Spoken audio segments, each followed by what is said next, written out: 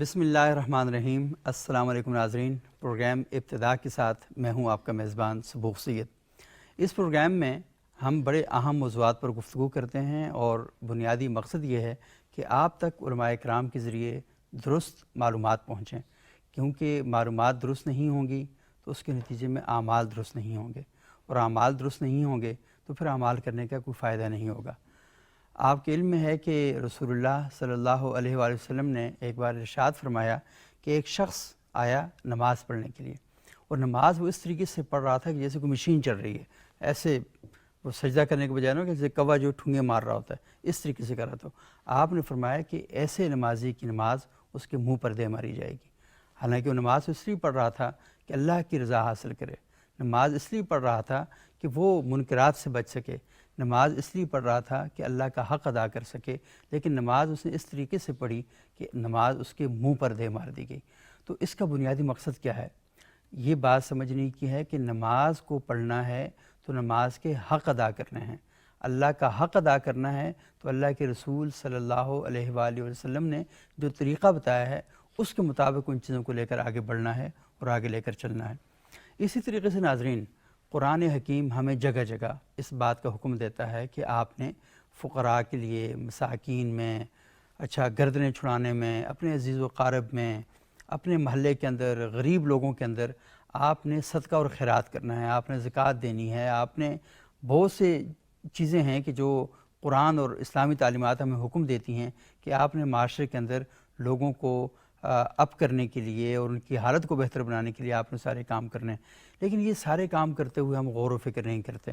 بعض اوقات ہم اچھا کام کرنا چاہتے ہیں اور اچھے کام کا پروسیس نہیں سمجھتے، اچھے کام کے بارے میں ہدایات کو نہیں سمجھتے، اچھے کام کے بارے میں جو احکامات دیے گئے ہیں ان کے بارے میں ہمارے پاس معلومات نہیں ہوتی، تو نتیجے کے طور پر ہم یہ کرتے ہیں کہ ہمارا اچھا کام کئی بار ایسا ہوا کہ وہ بدترین صورتوں میں ہمارے سامنے آیا، اس کے نتائج اتنے خوفناک ثابت ہوئے کہ پاکستان نے ایک عرصے تک فرقہ واریت اور دہشت گردی کو برداشت کیا، اور ہم نے اللہ کے نام پر، اللہ کے رسول صلی اللہ علیہ وسلم کے نام پر چندے دیے ایسے لوگوں کو کہ جنہوں نے پاکستان میں فرقہ واریت کی انگیٹھی کو بھڑکانے میں اپنا کردار ادا کیا، جنہوں نے پاکستان میں دہشت گردی، فرقہ واریت اور اسی طرح کے دیگر جو فسادات ہیں ان کو پھیلانے میں بڑا رول پلے کیا۔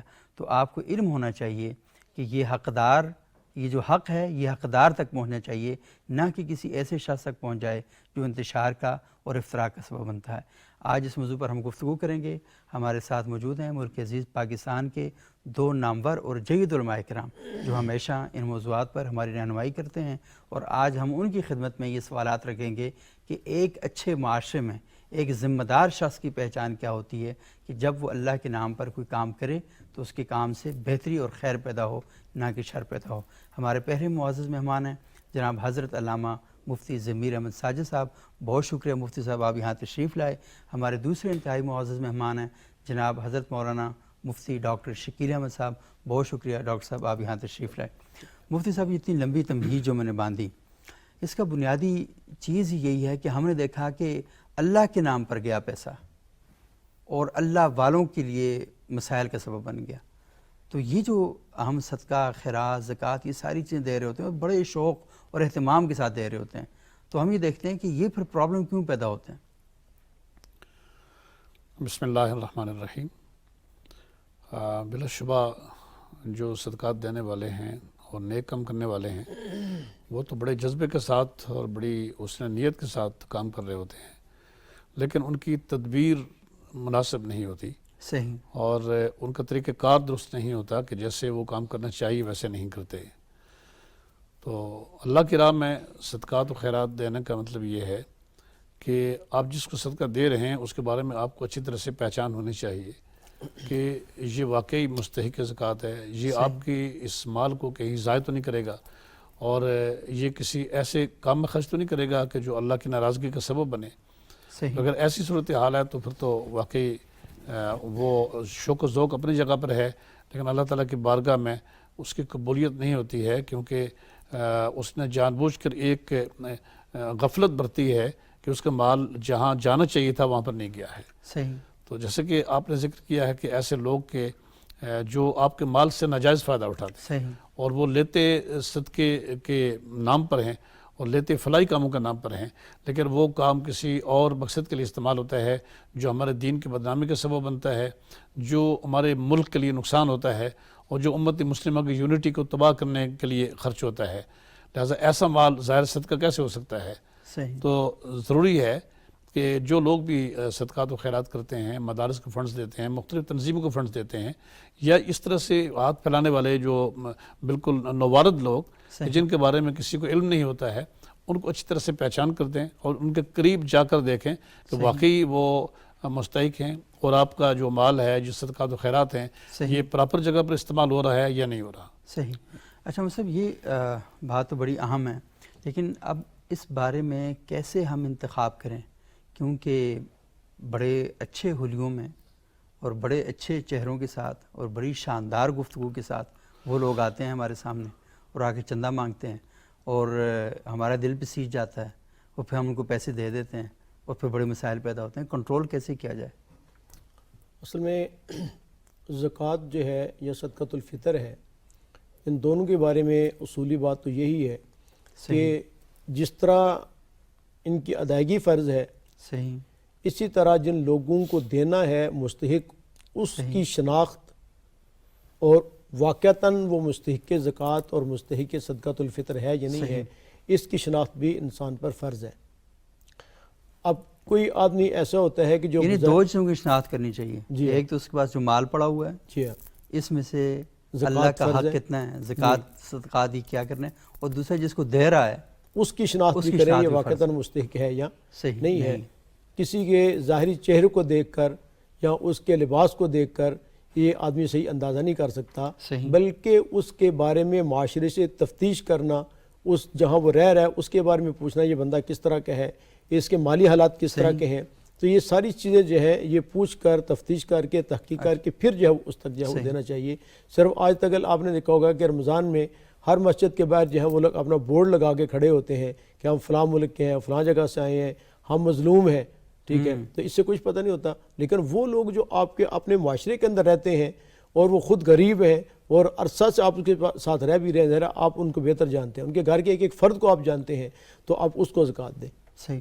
اچھا مصعب، ایک اور بات یہ ہے کہ ہم ہی تو کہہ رہے ہیں کہ صدقہ، خیرات، زکوٰۃ، یہ ساری چیزیں جو ہیں، تھوڑی سی میں کہہ رہا ہوں اس کی تشریح کر دیں کہ فرق کیا ہے ان میں.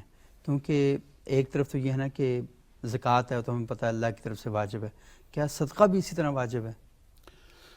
دیکھیے، زکوٰۃ تو بہت بڑا صدقہ ہے. صدقہ کا مفہوم اسلام میں بہت بڑا ہے، بہت وسیع ہے اس کا مفہوم.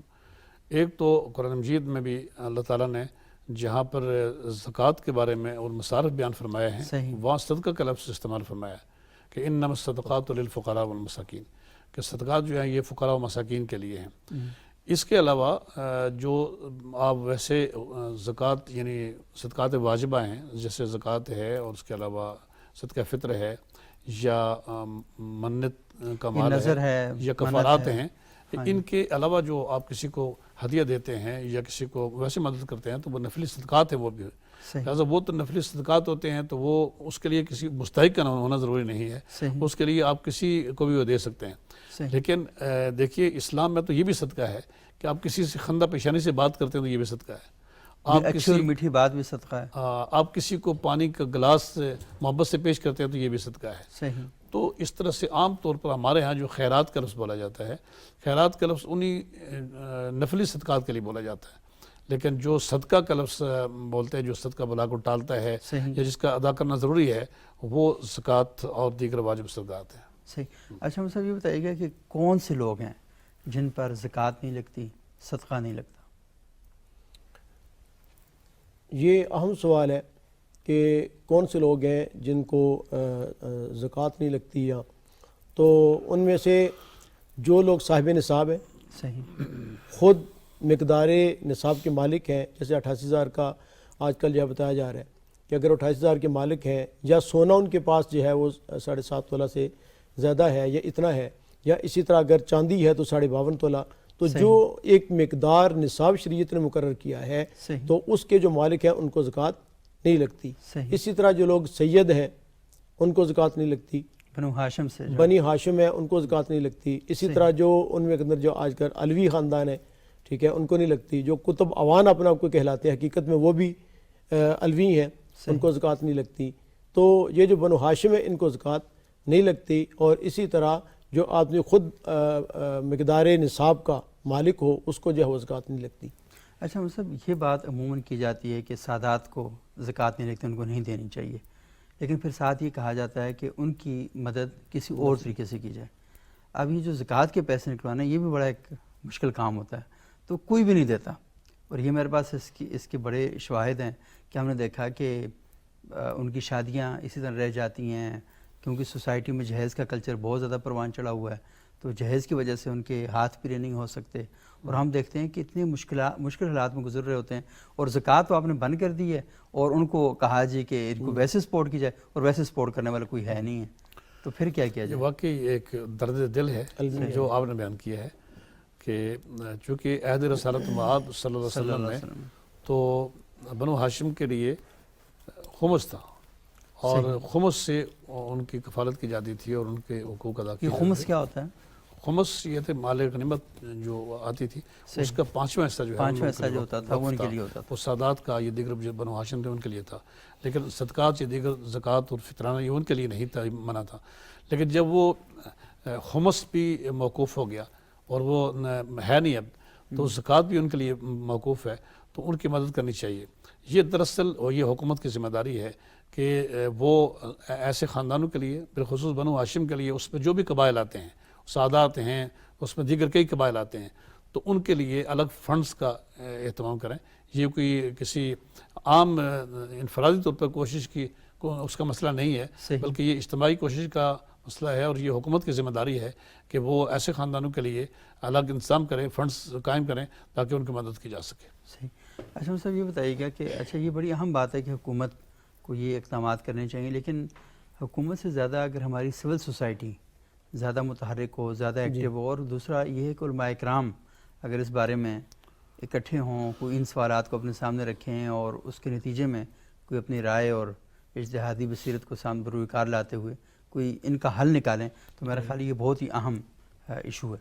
آپ نے بجا فرمایا، اور یہ المیہ بھی ہے جس طرح کہ آپ نے اس کا، اور واقعی ایک دردناک صورتحال ہے کہ جو اس امت کے سب سے زیادہ معزز اور مشرف لوگ ہیں اور آپ صلی اللہ علیہ وسلم کے تعلق دار ہیں، تو ان کو نہ تو ہم صدقات زکوٰۃ دے سکیں اور نہ ہم نفلی صدقات سے ان کے ساتھ مطلب ہے کہ تعاون کر سکیں، تو یقیناً یہ ایک المیہ ہے. اور اس پر الحمدللہ کافی ڈیبیٹس ہو چکی ہیں، صحیح، اور مباحث بھی ہو چکی ہیں، اور اس پر بعض علماء نے اس پر باقاعدہ فتویٰ بھی دیا ہے کہ اگر ان کو زکوٰۃ دی جائے اور واقعتاً وہ اس طرح کے پسے ہوئے لوگ ہیں معاشرے میں، ان کا کوئی وہ نہیں ہے، تو زکوٰۃ ادا ہو سکتی ہے. لیکن مجموعی طور پہ بحیثیت مجموعی ایک مکمل فتویٰ وہ تو سامنے نہیں آیا، البتہ بعض حضرات نے اس پر انتہائی مجبوری کی حالت میں دی جا سکتی یہ ہے. میں سمجھتا ہوں کہ اس پر علماء کرام کو غور کرنا چاہیے اور اسلامی نزیتی کونسل کو اس پر فوکس کرنا چاہیے. بہت اہم آپ نے ادارے کو پوائنٹ آؤٹ کیا کہ ہاں، تو وہ اس مسئلے کو زیر بحث لائیں، اور بالخصوص ان حالات میں کہ اب ان کے لیے کوئی اور ذریعہ نہیں کہ ان کی مدد کی جا سکے، تو ان کی یہ خستہ حالی دیکھ کر، چونکہ ہم سے بھی لوگ بہت مسائل پوچھتے ہیں مختلف خاندانوں کے بارے میں، سادات جو سب سے معزز خاندان ہیں تو پوچھتے ہیں، تو ان کو بالآخر یہی جو ایک جمہور کا فتویٰ ہے وہ بتانا پڑتا ہے کہ ان پر زکوٰۃ نہیں لگتی ہے. لیکن اس پہ ان حالات میں اگر اجتہاد کیا جائے، غور کیا جائے، تو فتویٰ آ سکتا ہے کہ ان کو زکوٰۃ دینی چاہیے. صحیح. اور میرا خیال یہ پروفیسر ڈاکٹر قبلہ یاز صاحب بڑے زبردست قسم کے انیشیٹو لیتے ہیں، اسلامی نظریاتی کونسل کے چیئرمین ہیں، تو میرا خیال ہے کہ یہ جو آپ کی تجویز ہے یہ ضرور ہم ان تک پہنچائیں گے، اور تاکہ وہ اس پر نظریاتی کونسل میں تمام مکاتب فکر کے علماء کرام موجود ہیں، اور وہاں سے جو بات آتی ہے اس کی بڑی ویلیو بھی ہوتی ہے، اور ایک طرح سے اس کو ریاستی شیلٹر بھی حاصل ہے، اور علماء کی بھی آراء جو ہیں وہ بھی اس کے اندر شامل ہوں گی. تو میرا خیال ایک بہتر اس میں حضرت یہ بات بھی ہے کہ یہ نہیں کہ فتاوی آ چکے ہیں، دارالعلوم کراچی کا فتویٰ بھی آ چکے ہیں، اور ہمارے اسلام آباد کے جو مفتیان کرام کے المجلس الفقہی ہے اس پہ کئی دفعہ ہم نے اسے غور و فکر بھی کیا، اور اس میں کافی سارے فتاوی موجود ہیں پہلے سے. صحیح. صرف اس کو ایک اجتماعی شکل دینے کی ضرورت ہے. ہاں، تو میرا وہ اسلامی نظریاتی کونسل کے پلیٹ فارم سے جب آ جائے گی تو لازمی اس کا ایک بڑا بہتر جو صورتحال نکل سکتی.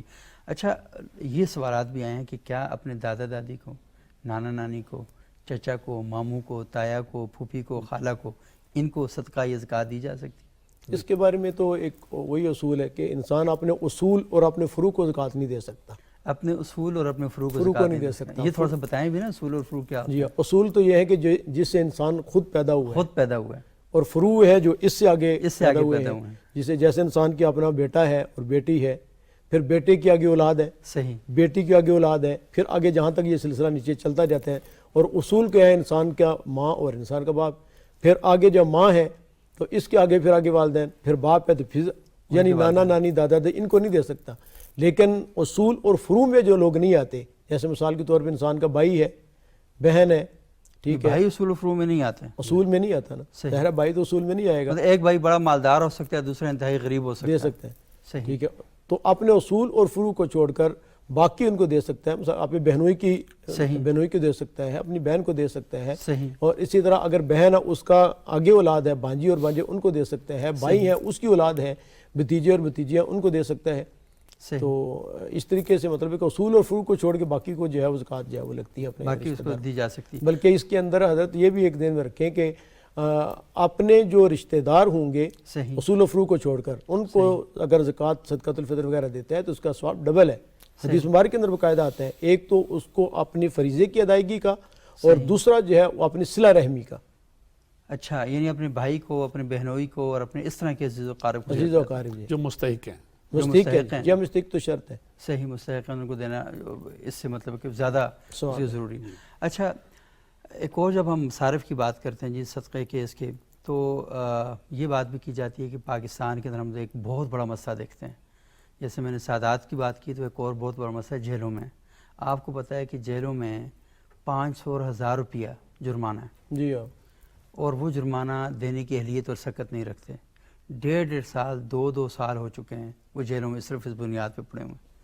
اگر کچھ لوگ چاہیں تو وہ تو ایک 2 مالدار آدمی ساری جیلوں سے اس طرح کے لوگوں کو رہا کروا سکتے ہیں. تو کیا زکوٰۃ کی اور صدقات کی رقم ان لوگوں کو جیلوں سے نکلوانے میں استعمال کی جا سکتی ہے؟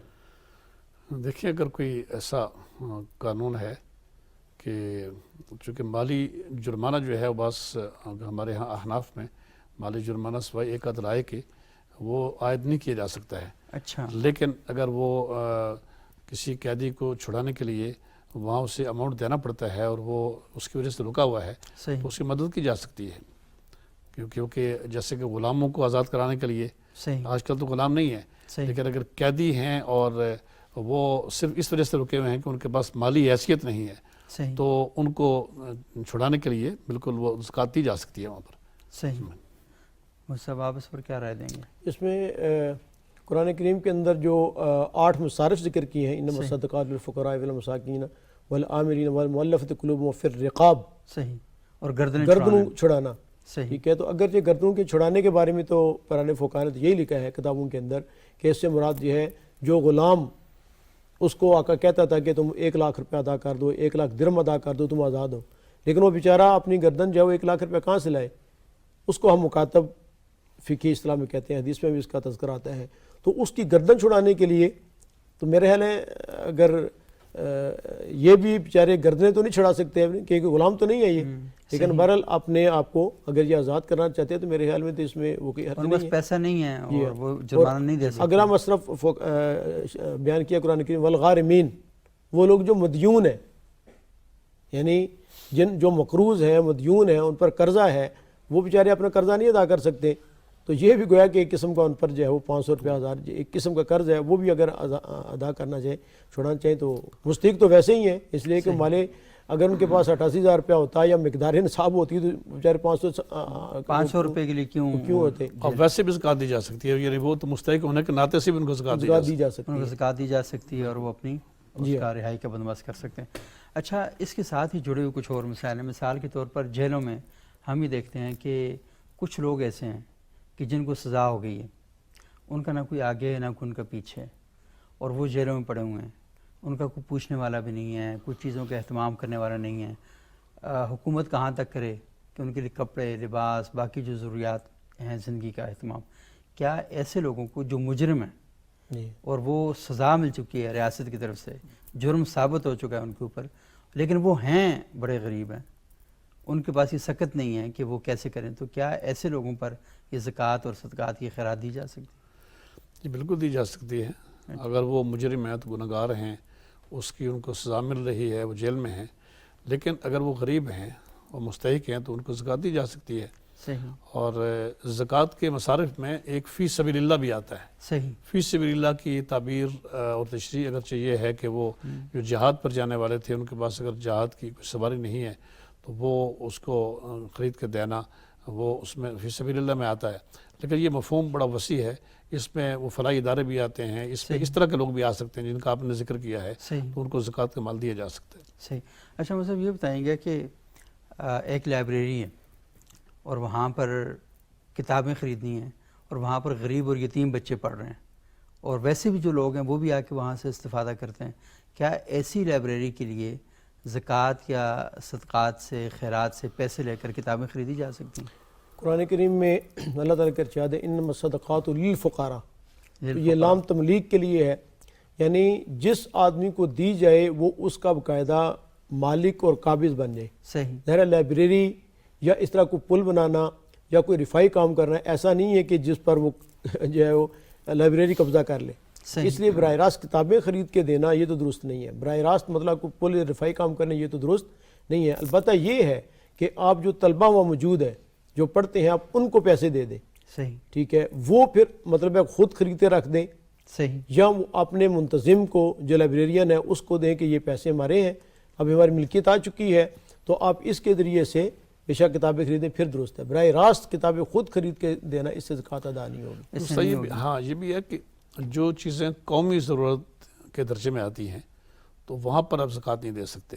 صحیح. مثلا کہیں قبرستان ہے وہ قومی ضرورت ہے، یا کوئی پل بن رہا ہے، سوال آپ سے کرنے والا تھا اسی طرح سے وہ پل ہے وہ قومی ضرورت کی چیز ہے. جو پبلک لائبریری ہے وہ بھی قومی ضرورت کی چیز ہے جہاں سے لوگ پڑھتے ہیں آ کر، تو وہاں زکوٰۃ کمیونٹی سینٹر کو بھی نہیں دی جا سکتی.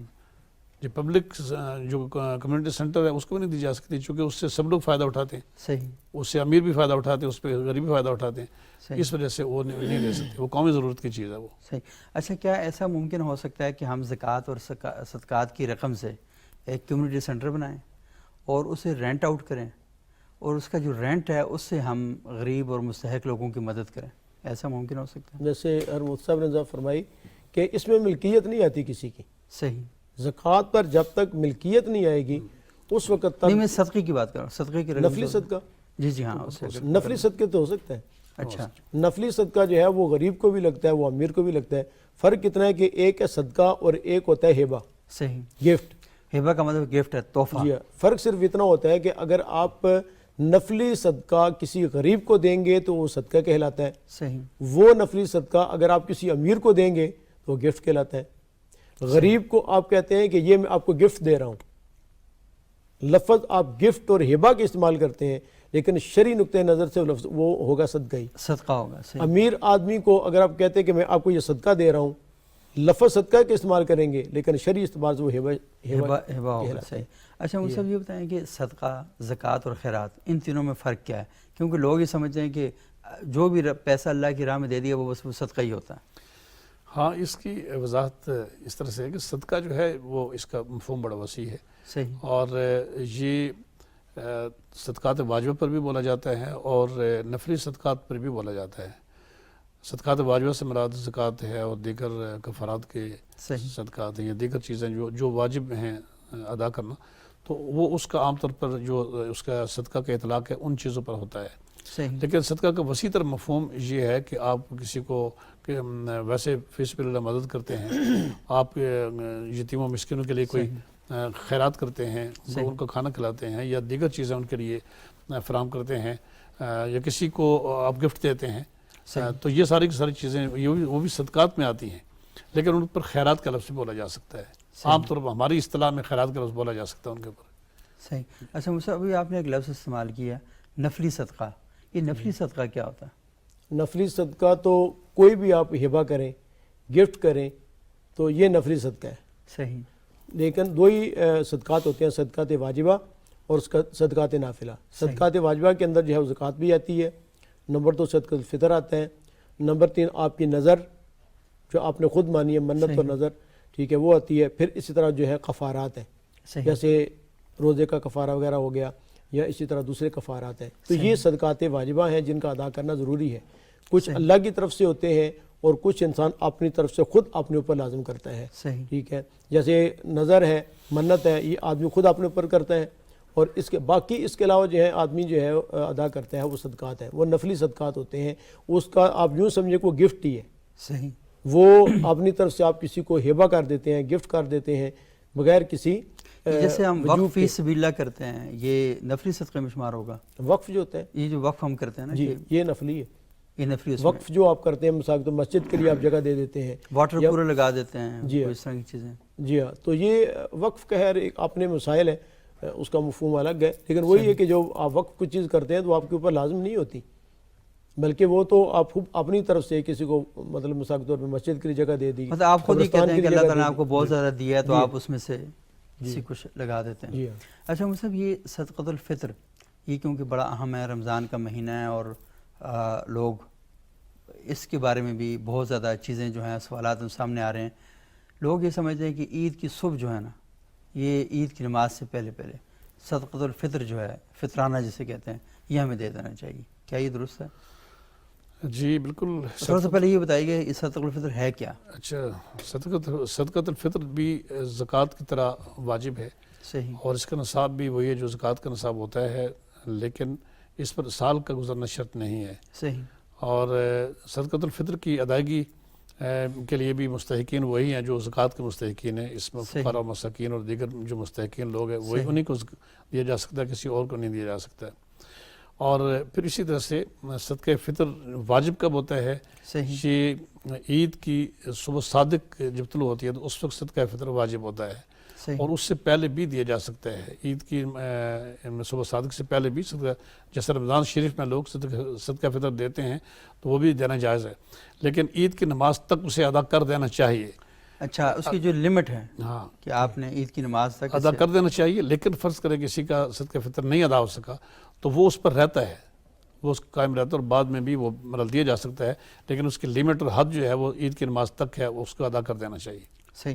اچھا, عموماً ہم یہ کہتے ہیں کہ صدقۃ الفطر سے ہم جو غریب, مساکین, بیوہ اور اس طرح کے جو لوگ ہیں ان کی ہم تھوڑی بہت مدد کرتے ہیں. اب مسئلہ ہے کہ ہم مدد اس ٹائم پہ کرتے ہیں کہ جس کے بعد اس کو شاید اتنی ضرورت نہیں رہتی, یعنی وہ جو خوشی میں شریک کرنا ہے وہ نہیں ہو پاتا. تو کیا یہ لازم نہیں ہے کہ ہم اسے رمضان کے بالکل شروع میں یا کسی ایسے وقت دے دیا جائے کہ وہ اپنے گھر کے لیے جو اپنے معاشی چیزیں ہیں ان کو بہتر بنا سکے, بچوں کے کپڑے بنا سکے, جوتے خرید سکیں؟ صدقۃ الفطر کے جو وجوب کا وقت ہے وہ عید والے دن جو طلوع صبح ہوتی ہے, جس وقت ہم روزہ بند کرتے ہیں, وہ اصل وقت ہے. اچھا, اس وقت اگر آدمی جو ہے زندہ ہے, چاہے وہ بڑا ہے چاہے چھوٹا ہے, چاہے بچہ ابھی مطلب ہے کہ گھنٹہ ڈیڑھ پہلے پیدا ہوا ہے, صحیح, ٹھیک ہے, اس وقت کا اعتبار ہے. اس وقت جو آدمی زندہ ہے اس پر صدقۃ الفطر واجب ہے. اور یہ جو آپ کہہ رہے ہیں کہ اگر بچہ اس وقت پیدا ہوا ہے تو اس پر بھی ہے, اس کا فطرانہ اگر اس کے پاس مال ہے تو اس کے مال سے ادا کیا جائے گا. صحیح. نہیں تو اس کا والد, اس پر مال کیسے ہو, ابھی تو پیدا ہوا تھوڑی دیر پہلے, وراثت میں مل سکتا ہے. اچھا, وراثت میں مل سکتا ہے. جی, کیونکہ فقہاء نے لکھا ہے کہ اگر کوئی بچہ بھی پیدا نہیں ہوا لیکن اس کا والد مساق طور پہ فوت ہوا, کروڑ مطلب چھوڑ کے گیا, کروڑ پتی ہے, تو وہ اگر پیدا نہیں ہوا تو اور اس کے وارث دیں گے پھر لازمی, وہ تو بچہ. تو اگر مطلب ہے کہ بچہ خود ادا کر سکتا ہے, اس کے مال اتنا ہے تو خود ادا کرے گا, نہیں تو اس کا والد اگر جو ہے وہ صاحب نصاب ہے تو اس کی طرف سے وہ ادا کرے گا. اصل وقت تو وہ ہے, ٹھیک ہے, وجوب کا. لیکن اگر رمضان سے پہلے صدقۃ الفطر ادا کیا جائے وہ ادا نہیں ہوتا. اچھا, وہ نہیں ہوگا, وہ صدقۃ الفطر شمار نہیں ہوگا. پورے رمضان میں صدقۃ الفطر ادا کر دیا جائے وہ صدقۃ الفطر شمار ہوتا ہے. اچھا, آپ رمضان سے پہلے اگر کریں گے تو یہ صدقۃ الفطر نہیں ہوگا, رمضان میں ادا کریں گے یہ صدقۃ الفطر آپ کا شمار ہوگا. جیسے آپ نے فرمایا کہ کپڑے خریدنے ہیں عید کے لیے یا جوتے خریدنے ہیں تو رمضان میں, ٹھیک ہے, اور عید کی جب نماز آپ پڑھنے کے لیے جاتا ہے تو اس وقت اس سے پہلے اس کے صدقۃ الفطر ادا کر دینا چاہیے. صحیح. لیکن اگر وہ عید کے گزر گیا وقت بعد میں ادا کرتا ہے تو وہ صدقۃ الفطر تو ادا نہیں ہوگا لیکن وہ نفلی صدقے کا اس کو ثواب ملے گا. صحیح. تو اس لیے بہتر یہ ہے کہ رمضان میں آدمی ادا کر دے تاکہ اپنی فرضیت بھی ادا ہو جائے اور غریب اور مسکین کی جو ضرورت ہے مدد و تعاون کرنا چاہ رہے ہیں وہ بر وقت اس کا ہو جائے۔ اچھا مفتی صاحب، رمضان کے مہینے میں کئی لوگ روزے رکھ نہیں پاتے بیماری کی وجہ سے، سفر کی وجہ سے، یا وہ بیماری کی وجہ سے اس طرح ہوتے ہیں کہ وہ بعد میں بھی مشکل ہوتا ہے کہ وہ کیسے رمضان کے روزے ادا کریں۔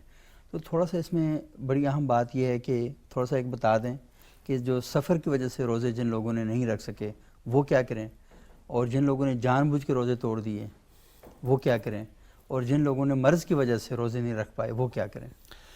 جی، یہ دو تین چیزیں ہیں۔ صحیح۔ ایک تو وہ لوگ جو بیمار ہیں اور ان کی بیماری ٹھیک ہونے والی نہیں ہے، اور خطرہ ہے کہ اگر روزہ رکھیں تو ان کے لیے کوئی جانی نقصان بھی ہو سکتا ہے، یا وہ بڑھاپے کو پہنچ گئے ہیں اور وہ روزہ رکھنے کی ہمت نہیں رکھتے ہیں، تو ان کے لیے تو حکم یہ ہے کہ وہ فدیہ ادا کریں گے۔ وہ تو روزہ رکھ ہی نہیں سکتے ہیں کسی طرح بھی، تو وہ ہر روزے کے بدلے میں فدیہ ادا کریں گے، اور فدیہ جو ہے وہ صدقہ فطر کے برابر ہے۔ جو صدقہ فطر ہوتا ہے، جیسے آج کل اس کی جو مقدار مقرر کی گئی ہے وہ 170 روپے فی کس کے حساب سے، اور 170 روپے فی روزے کے حساب سے وہ دے سکتے ہیں۔ اچھا، 170 روپے فی روزہ کے حساب سے دے سکتے ہیں، اور اسی طرح سے صبح شام ایک مسکین کا کھانا جو ہے اس کے حساب سے بھی وہ دے سکتے ہیں جو فدیہ ادا کرنا ہے۔ یہ ان لوگوں کے لیے ہے کہ جو روزہ نہیں رکھ سکتے ہیں بیماری کی وجہ سے یا بڑھاپے کی وجہ سے نہیں رکھ سکتے، لیکن جو بیماری کی وجہ سے روزہ نہیں رکھ سکے لیکن بعد میں وہ ٹھیک ہو سکتے ہیں، عارضی طور پر ان کا روزہ چھوٹا ہے تو ان کے لیے قضا ہے۔ صحیح، ان کے لیے قضا، وہ بعد میں روزہ رکھیں گے۔ اسی طرح سے سفر میں اگر آپ شرعی سفر کرتے ہیں تو وہاں آپ کو اختیار ہے، آپ روزہ رکھ بھی سکتے ہیں اور آپ روزہ چھوڑ بھی سکتے ہیں۔ صحیح۔ اگر آپ نے روزہ رکھا ہے تو اس کے لیے قرآن مجید میں اللہ کریم جل جلالہ فرماتا ہے وَأَن تَصُومُوا خَيْرٌ لَكُمْ، روزہ رکھنا تمہارے لیے بہتر ہے۔ لیکن اگر وہ روزہ چھوڑتا ہے تو اس کے لیے اختیار ہے، اللہ تعالیٰ نے رخصت دی ہے کہ وہ بعد میں اس کی قضا کرے گا۔ لیکن وہ لوگ کہ جو روزہ جان بوجھ کر چھوڑتے ہیں اور توڑتے ہیں تو اس کا کفارہ ہے۔ چھوٹے چھوٹے بہانے بنا لیتے ہیں، مجھے پیاس بہت زیادہ لگ رہی ہے، جی بالکل، تو ڈی ہائیڈریشن ہو رہی ہے، جس سے مجھے روزہ توڑ دینا چاہیے۔ جی، وہ مسلسل 2 ماہ کے روزے رکھیں گے، یا 60 مسکینوں کا کھانا کھلائیں گے۔ جو جان بوجھ کے روزہ توڑتے ہیں یہ مسلسل 2 مہینوں کے روزے رکھیں گے، اور اگر درمیان میں ان کا کوئی روزہ چھوٹ گیا تو پھر نئے سرے سے ان کو روزہ رکھنا پڑے گا۔ یہ مسلسل روزے رکھنے ہیں۔ یعنی اگر درمیان میں اس نے 25 روزے رکھے، جی، ایک روزہ اس نے درمیان میں چھوڑ دیا تو اب دوبارہ شروع سے پھر رکھے گا، اور 2 مہینے مسلسل روزے رکھے گا۔ شہرین متتابعین، متتابعین کا لفظ ہے باقاعدہ، مسلسل، تو اس لگاتار۔ جی بالکل، لیکن جو حدیث پاک میں آتا ہے وہ یہ ہے کہ اس کے باوجود بھی اگر وہ مسلسل 2 ماہ کے روزے رکھتا ہے، اس کے باوجود بھی وہ ماہ رمضان کے ایک روزے کا ثواب نہیں پا سکتا۔ جو اس کو ایک روزہ رکھنے کا ثواب ملنا تھا وہ یہ 2 ماہ کے روزے رکھ کر بھی وہ ثواب نہیں پا سکتا۔ صحیح۔ اور یہ جو آپ نے کہا 2 مہینے کے روزے، یہ ایک روزہ توڑنے کی سزا ہے؟ جتنے بھی روزے ایک روزہ توڑنے کی سزا۔ اچھا، ایک روزہ اس نے توڑا جان بوجھ کے تو 2 مہینے اس کو مسلسل یہ روزے رکھنے پڑیں گے۔ اچھا مجھ سے اب یہ بتائیے کہ روزے کی قضا کیا ہے؟ ایک تو یہ بتایا نا مجھ سے آپ نے کہ جان بوجھ کے روزہ توڑا، یہ وہ بہت سے لوگ پریشان ہوتے ہیں۔ ایک تو یہ فدیہ آپ نے دے دیا، لیکن قضا کے بارے میں بعض اوقات لوگ سوچتے ہیں کہ بیمار ہیں بہت زیادہ، اچھا وہ بعد میں ڈاکٹروں کو کہتے رہتے ہیں، اصرار کرتے رہتے ہیں کہ نہیں آپ روزہ نہ رکھیں، آپ کی باڈی کے اندر شوگر کا ایشو ہے، یہ سارے ایشو ہیں، لیکن وہ قضا کے معاملے میں پھر بھی لگے رہتے ہیں، الجھے رہتے ہیں۔ اس بارے میں کچھ تو احکام میں اور کچھ احتیاطیں ہیں۔ روزہ جو آدمی نہیں رکھ سکا اور زندگی میں آئندہ اسے رکھ سکنے کی امید بھی نہیں ہے، صحیح، نہ اب رکھ سکا ہے اور نہ ہی اسے زندگی، جیسے مثال کے طور پہ گردوں کے مریض ہوتے ہیں یا شوگر بہت زیادہ شدید ہوتی ہے یا عمر اتنی مطلب ہو چکی ہے کہ اسے امید ہی نہیں ہے کہ دوبارہ زندگی میں کبھی وہ روزہ رکھ سکے گا، وہ لوگ جو ہے وہ اپنے روزے کا فدیہ ادا کریں گے، صحیح، ٹھیک ہے۔ لیکن اگر وہ آئندہ روزہ رکھ سکتے ہیں تو پھر وہ روزے ہی رکھیں گے، اس کا فدیہ دینا جائز نہیں ہے۔ اس میں اتنی بات کی وضاحت ضروری ہے کہ مثال کے طور پہ اگر وہ آدمی گرمی کے روزے ہیں نہیں رکھ سکا، لیکن ان کی قضا وہ دسمبر اور جنوری کے ٹھنڈے اور مختصر روزوں کی صورت میں کر سکتا ہے۔ صحیح، 12 گھنٹے 13 گھنٹے کا روزہ ہوتا ہے، صبح ہوتی ہے شام ہوتی ہے، پتہ ہی نہیں چلتا۔ صحیح، وہ ٹھنڈے روزوں یعنی گرمی کے 16-17 گھنٹے کے روزے کی قضا اگر وہ دسمبر کے ٹھنڈے اور مختصر روزوں کی صورت میں کر سکتا ہے تو اس کے لیے قضا کرنا ضروری ہے، فدیہ دینا جائز نہیں ہے۔ ایک بات، دوسری بات یہ ہے کہ اور اگر ایک صحت مند آدمی جی وہ جو 2 مہینے مسلسل آپ نے کہا لگاتار روزے رکھے، اور وہ جون میں کے مہینے میں اس نے روزہ توڑا جی اور وہ جا کر کہتا ہے کہ نہیں میں اب دسمبر میں رکھوں گا. بالکل کر سکتے ہیں, کر سکتا ہے, کر سکتے ہیں. یہ نہیں ہے کہ جون کے مطلب ہے کہ مہینے میں رکھنے, جون جولائی میں رکھنے, وہ ٹھنڈے. ہم مشورہ پر ان کو یہی دیتے ہیں کہ 2 مہینے کے مسلسل روزے رکھنا آسان نہیں ہے, کہ مہینے میں لوگ جو ہے تھک جاتے ہیں. تو آج کل کے اعتبار سے جتنی رخصت کسی کو دی جا سکتی ہے. صاحب آج کل تو ایسی صورتحال پیدا ہوئی ہے کہ رمضان گزرتا جا رہا ہے اور پتہ ہی نہیں چلتا. شروع میں رمضان جب آتا نہیں ہے اس وقت ہم کہتے ہیں 30 روزے کون رکھے گا, لیکن وہ جب گزرتا ہے اتنی تیزی کے ساتھ ہے کہتے ہیں کہ دن کدھر گئے ہیں. ہاں دن کدھر گئے, یہی اس کی برکت ہے. صحیح. اور دوسرا یہ کہ اگر کسی آدمی نے فدیہ دے دیا اور یہ تھا کہ میں نہیں رکھ سکتا, لیکن بعد میں اللہ تعالیٰ نے اس کو صحت دے دی یا طبیعت اس کی سنبھل گئی, تو وہ فدیہ اس کا باطل ہو جائے گا. فدیہ ختم, اب اس کی قضا ضروری ہوگی. اچھا جی, فدیہ دینے سے یہ مطلب نہیں ہے کہ ابھی بالکل آپ جو ہے وہ فارغ ہو گئے, لیکن اگر دوبارہ بھی آپ کی طبیعت سنبھل جاتی ہے, آپ کی صحت بحال ہو جاتی ہے, ڈاکٹر آپ کی اجازت دے دیتے ہیں, تو اب آپ دوبارہ جو ہے وہ روزے رکھیں گے. جو فدیہ دیا تو وہ آپ کا نفلی صدقہ شمار ہوگا. صحیح. یعنی کسی موقع پر کمزوری کی وجہ سے آپ پر کوئی اور جرمانہ عائد کیا گیا ہے, تو آپ ایک ذمہ دار شہری کی حیثیت سے آپ کو چاہیے کہ واپس آئیں, جب آئیں اپنی ڈیوٹی پر تو اپنا کام دوبارہ پھر کرنا شروع کر دیں. یہ صحیح, یہ کرنا چاہیے. اچھا مصعب, ایک اور بات یہ ہے کہ یہ جو فدیہ کے باب میں مثال کے طور پر ایک آدمی اللہ تعالیٰ نے اس کو استطاعت دی ہے, وہ فدیہ دے سکتا ہے لیکن طاقت نہیں دی کہ روزہ رکھ سکے. لیکن ایک آدمی جس کے پاس روزہ رکھنے کی طاقت بھی نہیں ہے, وہ بیمار ہے اور فدیہ دینے کی طاقت بھی نہیں ہے, تو وہ کیا کرے؟ اس کے لیے معاف ہے کیونکہ وہ معذور ہے. اگر وہ روزہ بھی نہیں رکھ سکتا, وہ فدیہ بھی نہیں دے سکتا ہے, تو پھر اس کے لیے معاف ہے. صحیح. وہ معذور کے حکم میں آتا ہے. اچھا صحیح, تو اس کے لیے نہیں ہوگا. اچھا یہ بات بتائیں مصعب کہ یہ جو ہم نے ساری گفتگو کی صدقات اور خیرات کے باب کے حوالے سے بھی, ہم ہی دیکھتے ہیں کہ قرآن حکیم میں اللہ تعالیٰ ہمیں پوری ایک رہنمائی کرتے ہیں کہ, اور جو بنی اسرائیل کے ساتھ میثاق ہے اس میں ایک بڑا پروسیس بیان ہوا کہ اللہ تعالیٰ کے حقوق کیا ہیں اور اللہ کے بندوں کے حقوق کیا ہیں. تو ہم دیکھتے ہیں وَإِذَا أَخَذْنَا مِيثَاقَ بَنِي إِسْرَائِيلَ لَا تَعْبُدُوا إِلَّا اللَّهَ, کہ صرف اللہ تعالیٰ کہتے ہیں بنی اسرائیل سے یہ وعدہ کیا کہ اللہ کے سوا کسی کی عبادت نہیں کرنی.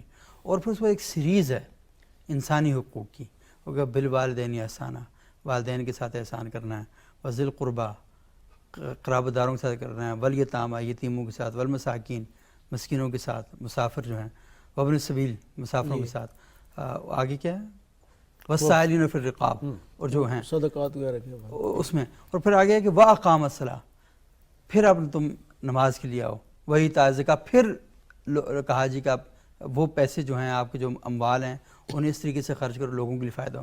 تو یوں لگتا ہے کہ جیسے اللہ کے حقوق اور اللہ کے بندوں کے حقوق, اور اللہ اپنے لیے صرف ایک تقاضا کرتا ہے کہ آپ نے میرے جو فکری اور نظری طور پر کہ توحید کو مانتے ہوئے آپ نے آنا ہے, اور پھر اس کے بعد یہ سارے جو پروسیس کو پورا کرنا ہے, اور پھر آپ نے نماز کے لیے آ کے کھڑا ہونا ہے.